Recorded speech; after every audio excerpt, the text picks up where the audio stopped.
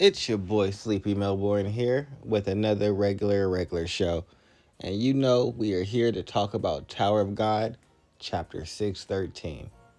And it starts off with just a quick shot of Baam. And not all of Baam, just one of his eyes. And then we move right on to Yanma. And Yanma is doing Yanma things. He is Baylording, being the lord of all the bays.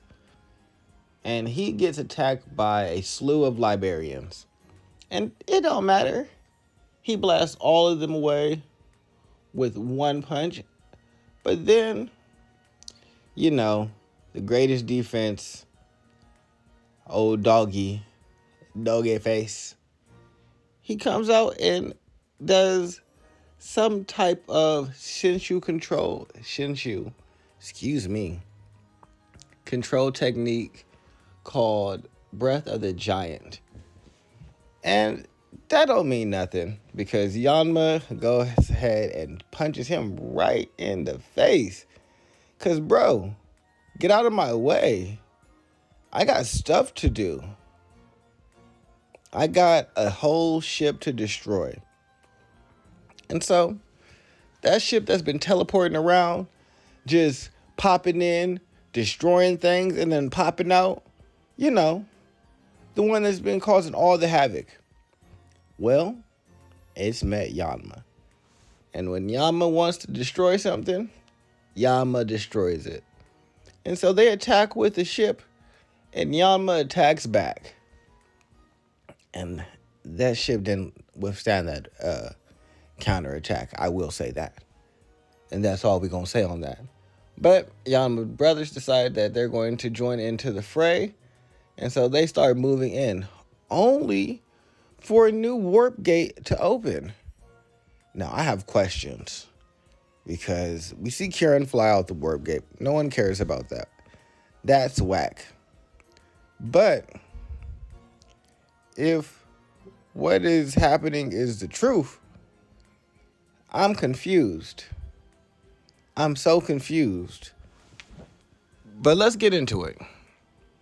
We see what looks to be a ship of Zahad, and we see what looks like Zahad standing on the ship, talking about, all right, the battlefield is reeking of blood. I just don't excuse me. Why is he here? You asked Tarmiel to come and stop Gustang. So you being on the side of Gustang and his people just don't make sense. This was your decree. Hey, we need one of these three things to happen. If one of these happens, the other two will work themselves out. So, this is what needs to happen. Get rid of Gustang, get rid of the Irregular, or we can go to war. And that'll work it out. Y'all don't want to do none of those things, so y'all chose to get rid of Gustang. And now we got Zahad on their side. How? I feel like this is some type of, I don't want to say clone, but I think that they figured out how to use like a copy of Zahad from the past as their secret weapon.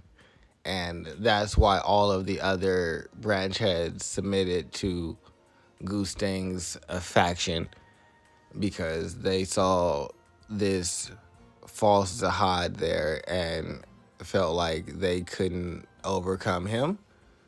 Which, I mean, maybe, but I still need to understand how they have Zahad. Like, that is just not making a whole lot of sense unless he just popped up by himself. Because it does say the time has come for a new boss to appear in this tower. So, quote unquote, new.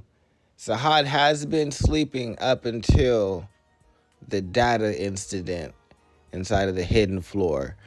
So we shall see But we get back to Baam after Zahad appears.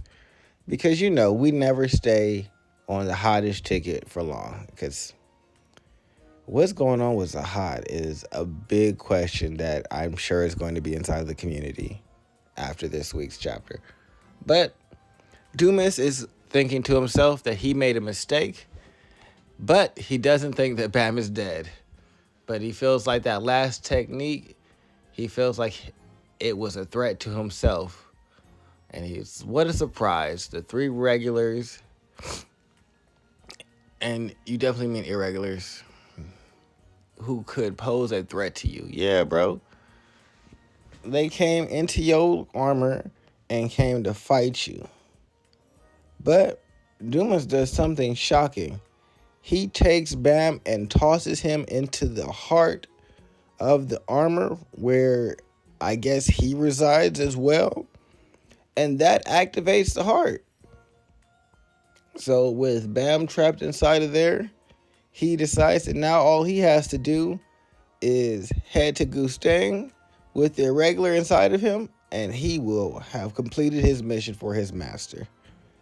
And that is the end of the chapter. Oh my God, Baam got washed. So people were talking about power leveling and saying, oh, this power leveling is so bad. Where? Baam's not walking through people. Baam just got washed easily. Dude was like, oh, hopefully I didn't kill him. I was trying to hold back. Like, to the point where Baam's all wide-eyed, no pupil, laid out, coon, laid out, pool of his own blood, rock, laid out.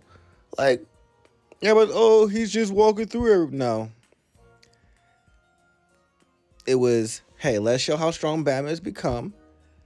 And then once we really get a full grasp of what he can do, now let's move into showing where he ranks amongst other high rankers and people who are really going to be characters that play a part in the story moving forward.